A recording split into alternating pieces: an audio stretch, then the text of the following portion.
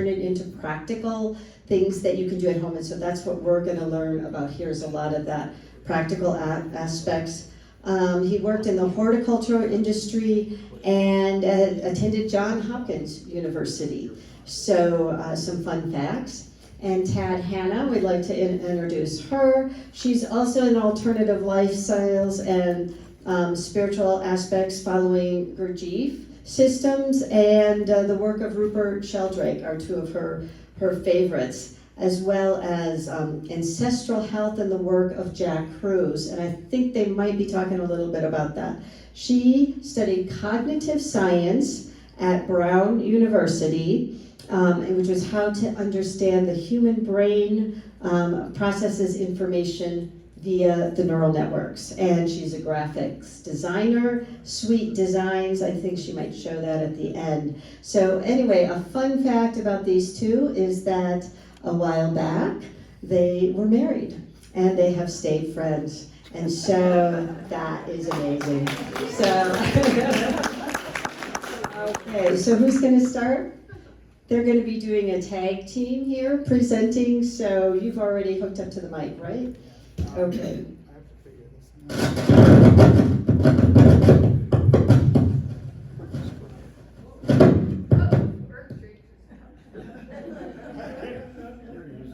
Okay. Hello. What's your microphone? Hello.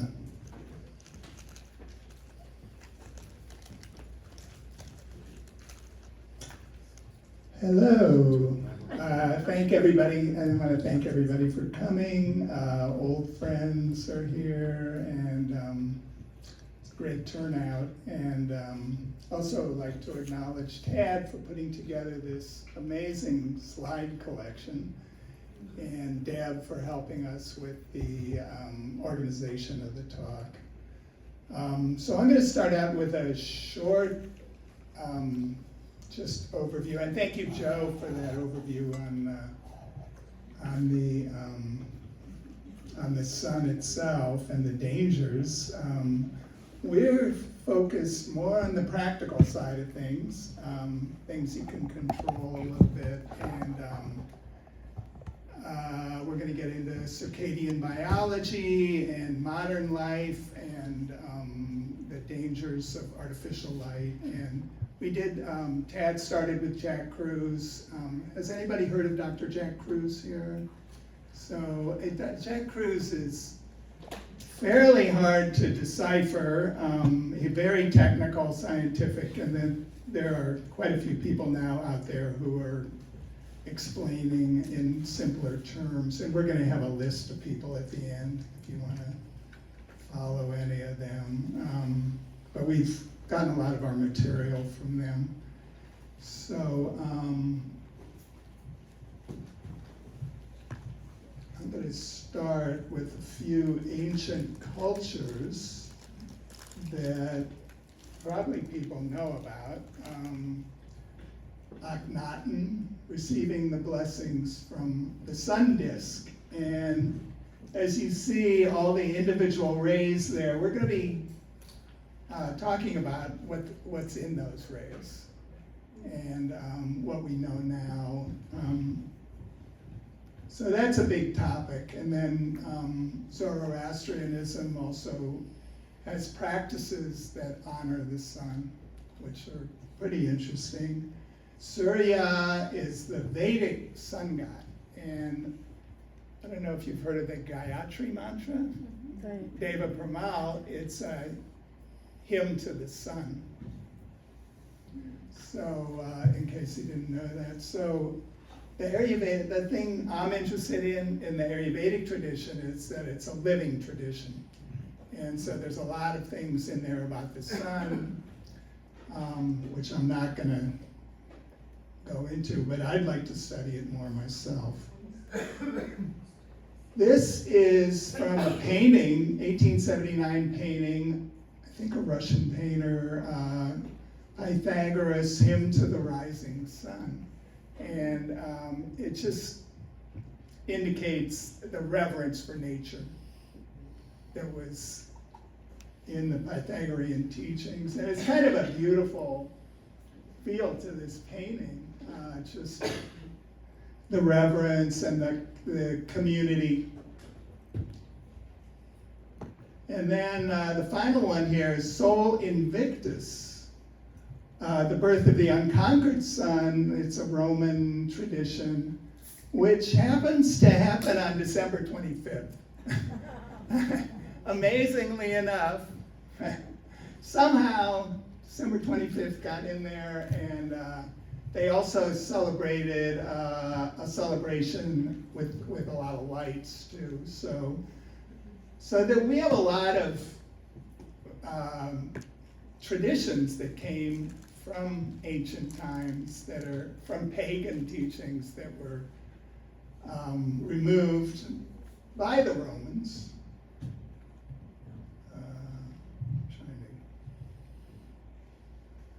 Okay, so at the beginning of the talk, natural light biology and health, managing our light environment for optimal well-being. And as I said, my interest is more do-it-yourself, optimal aging, optimal sleep, which I'm not always successful at. But those were how I got into it. So this is a quote, David Bohm, who's a famous physics professor. Matter is condensed or frozen light. Interesting to think about. Wasn't he a friend of Krishnamurti? I'm gonna have to. What was The that? answer is yes. We have so much to get through, let's just We not. can't take questions Yeah, till no the end. questions. so- Oh yeah, we're gonna wait till the end for questions, unfortunately. We have a lot of information. So this is just a very a look at what is coming from the sun. Very large range of electromagnetic energy, obviously, composed of photons and gamma rays. The sun actually has gamma rays that get converted into photons that end up coming to us. So I'm not gonna, there are things that, I was just talking to Amy, she said there's so many, she has a lot of ideas on what we could talk about with the sun. And there's so many different angles that you can go into, but we're more into the practical biologicals. Spectrum of the sunlight, it's only 5% ultraviolet. So 43% visible, 52% of the sun is infrared. So that's a lot of infrared, and a lot near infrared is invisible. So we don't see a lot of what's coming from the sun. Life on planet Earth evolved under the natural mixture of UV, visible, NIR, and infrared light. And this is something to remember as we start talking about modern life. So first, UVB is the highest energy wavelength that reaches the Earth's surface. And two of the major things it does: stimulate sulfated vitamin D synthesis and triggers synthesis of melanin, which causes tanning. And melanin itself is a big topic that is of interest. UVA next is the nitric oxide release, which is it relaxes your blood vessel, nitric oxide. Stimulates photoreceptor neuropsin in the skin and eyes and increases skin microbiome diversity. And I'd like to say a lot of this has been studied there's PubMed studies, and we have some later. Blue light, we hear about the dangers of blue light, artificial. This is blue light that's part of the whole solar spectrum. And 25% of midday sunlight is blue. Tells the body what time of day it is. Red and near infrared light near infrared does not feel warm on the skin, mitochondrial melatonin production, which is an emerging study. Wound healing, skin, there's a lot that red does, and she talked about the red. Yeah, so they're specializing in pain and that aspect. Far infrared is like a sauna, or feels warm, improves circulation, pain relief, immune support, and dilation of blood vessels. And as you see above, TAD has separated all the wavelengths. So here's an interesting idea, an interesting reality, that brightness outdoors on a cloudy day is 10,000 lux. The sun itself is 100,000 lux, indoors 300 to 500 lux. So we're going to be talking about a little about John Ott, who was an early researcher in the 1920s, used the term malillumination. So we're suffering from malillumination, according to John Ott. Light from the sun can be healing or damaging depending on its spectrum, intensity, and time of day. So we're acknowledging that you can get really burnt by the sun and it can be damaging. So I'm going to get into circadian biology. I think a lot of people probably don't know much about circadian biology. And it's really important. Since I learned this, I think about it all day, because your circadian state really affects your sleep. Light, this is from Zaid, who's a heliotherapist. Light and circadian biology is the bedrock of health because it controls everything from the immune system to brain function to your risk of chronic disease in general. So it's really important. Circadian rhythms affect sleep, hormone production, body temperature, heart rate, and blood pressure, and the immune system. And I have something to say here about circadian. So circadian rhythm, what circadian means, circadium, about a day in Latin. Any pattern of the body which repeats every 24 hours is endogenously generated and can entrain to a new schedule. So this includes grip strength, immune response, core body temperature, metabolism, production, and melatonin and cortisol. And timing is everything for circadian rhythm.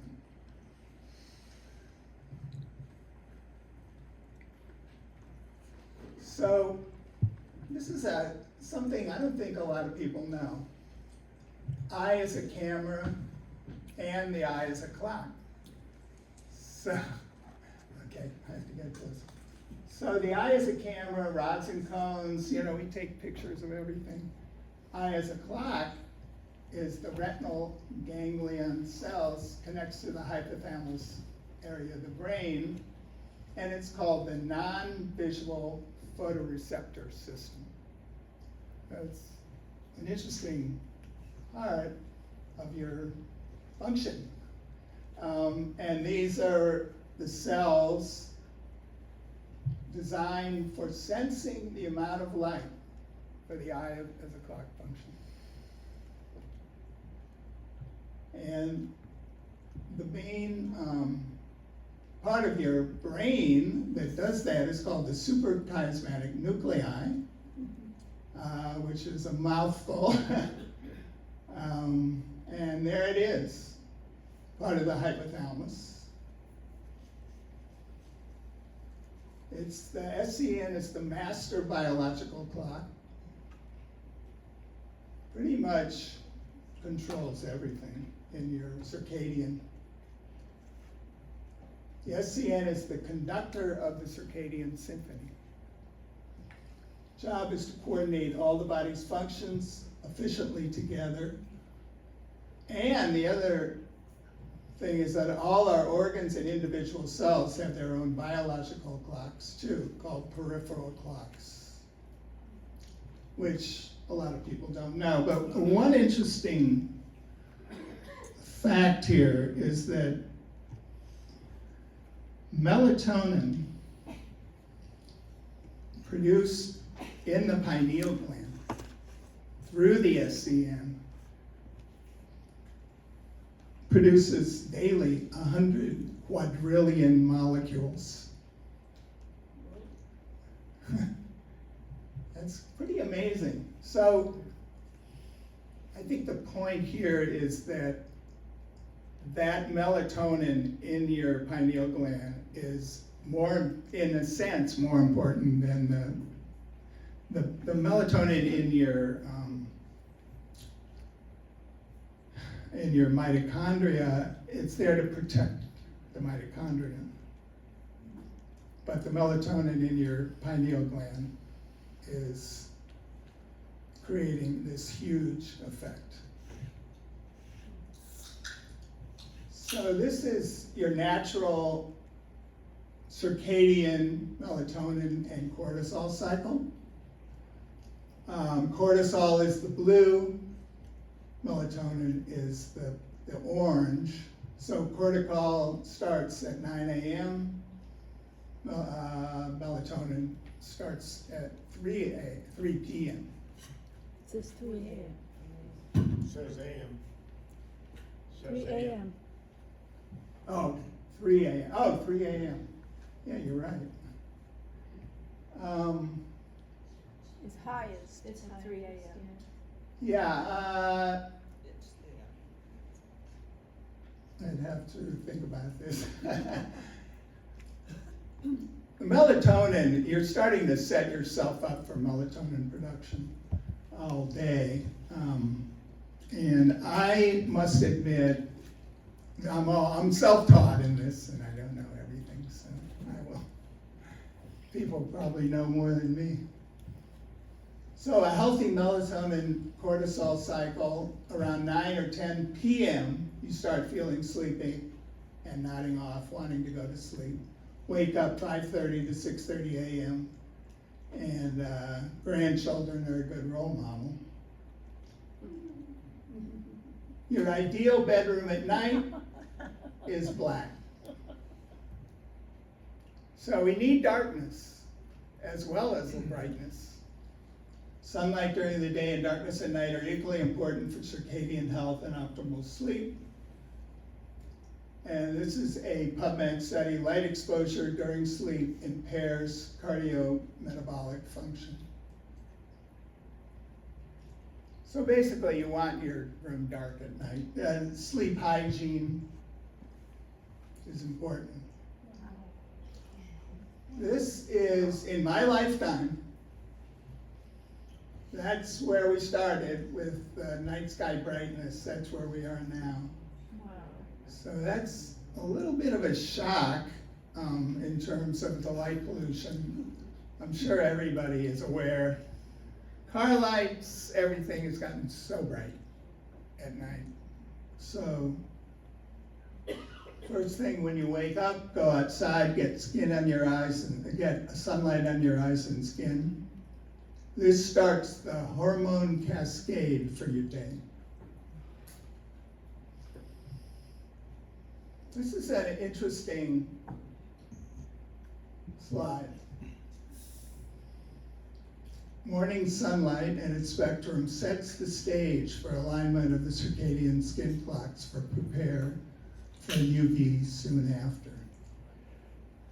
And look at the combination of different wavelengths at different times of the day. So the point being that the sum is greater than the parts. The sum of everything all day And if we're not exposed to it, we don't get the benefits. This is the next one. Midday UVB promotes vitamin D synthesis, nitric oxide release. So all day the sun is going through different wavelengths. We're getting different wavelengths. Blue light from the sun is never present without longer, lower energy wavelengths such as red and NIR. And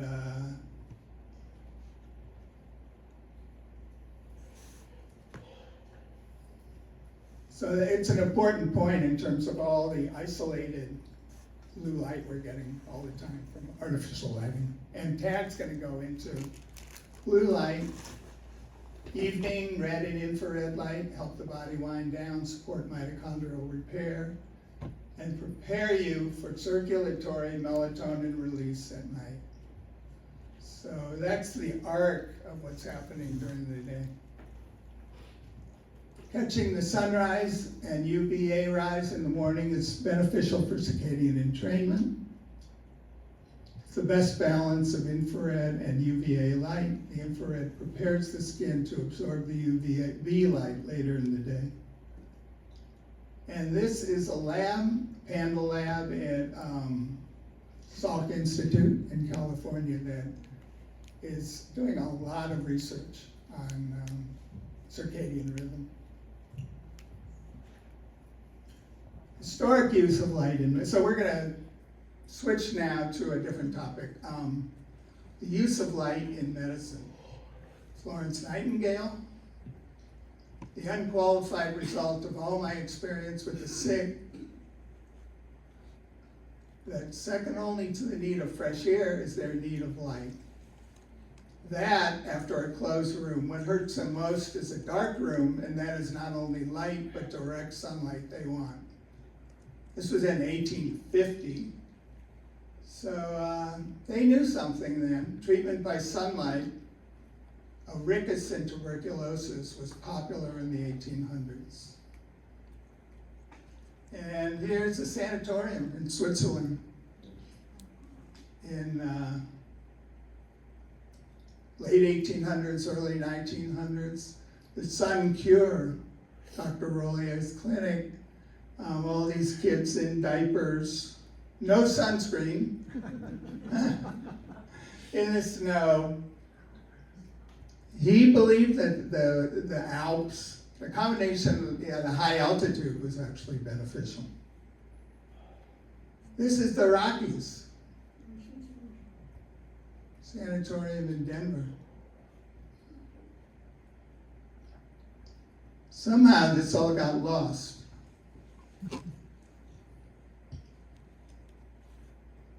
Hospital sunlight exposure. Baby cages, otherwise known as, health cribs. This is a real thing. And it was popular in London especially, but Eleanor Roosevelt in 1906, she was 22, she had one of these in New York, I guess. Neighbors complained about crying. She was quoted as saying she thought she was being a modern mother.